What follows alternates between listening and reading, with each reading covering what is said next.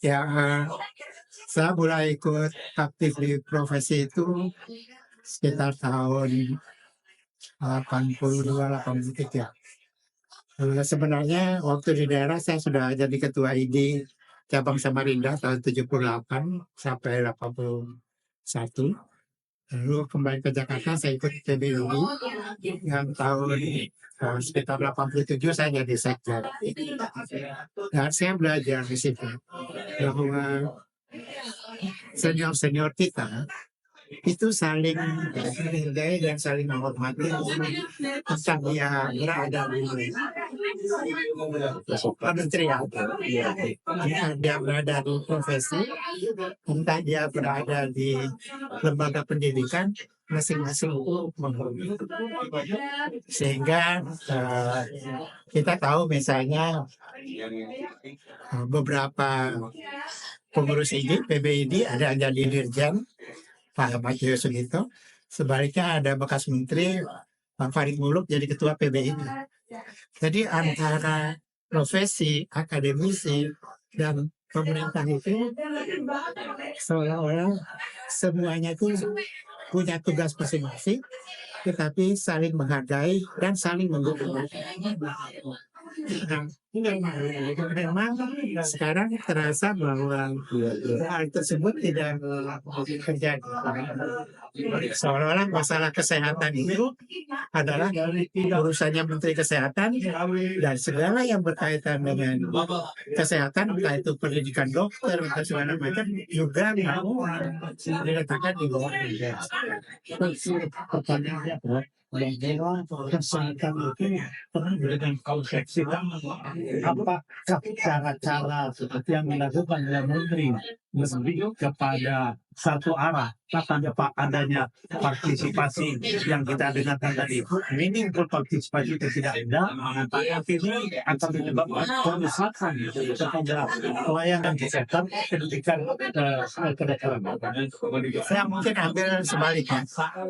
Pada waktu zaman Presiden Habibie, itu Menteri Kesehatan Profesor Farid Alfansa Muluk itu mengeluarkan satu konsep namanya pembangunan berwawasan. Ya, jadi justru kesehatan itu dibuka luas, entah itu berhubungan dengan teknologi, entah itu berhubungan dengan struktur dan sebagainya. Semua kementerian itu perlu wawasan. Karena itulah diajar semua program itu apalagi profesi kesehatan yang memang itu sudah menjadi tugas dan visinya setiap. Nah, sayang sekali hubungan antara profesi kesehatan dengan pemerintah sekarang menurut saya kurang mesra. Jadi kita mengenal kesehatan dan ketahanan kesehatan. Ya. Nah, ketahanan kesehatan berhubung dengan sistem kesehatan nasional. Dan kalau kita bicara tentang ketahanan di seluruh negeri juga sangat dipengaruhi oleh sistem kesehatan nasional.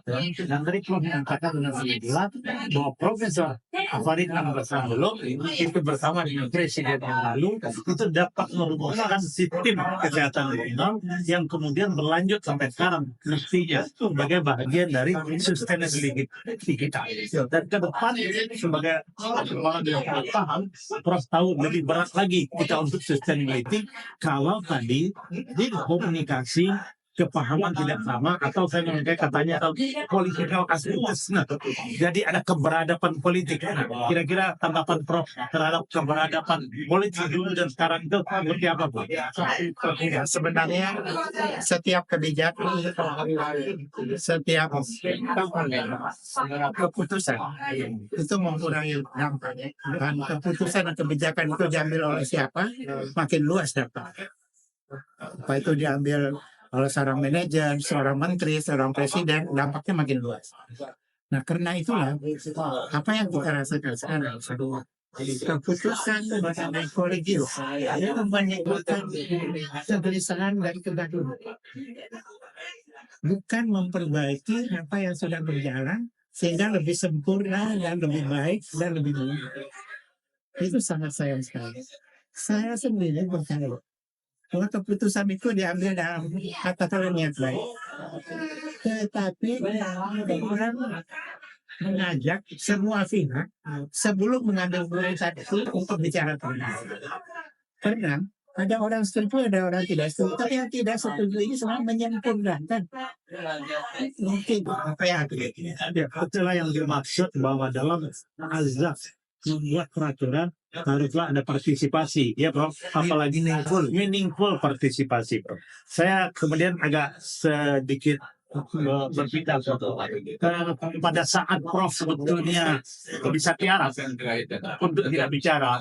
Kenapa Prof memilih bicara sementara banyak orang-orang yang seharusnya bicara dia tidak bicara? Apa yang menyebabkan Prof dalam hal Prof bagi generasi muda, Prof, generasi Z kita? saya terus terang bisa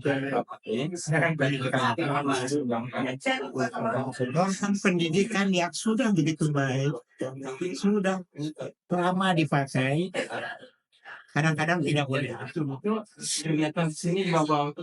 Tenaga staf pengajar yang begitu berpendidikan, pengalaman susah dicari gantinya, tidak boleh diberhentikan.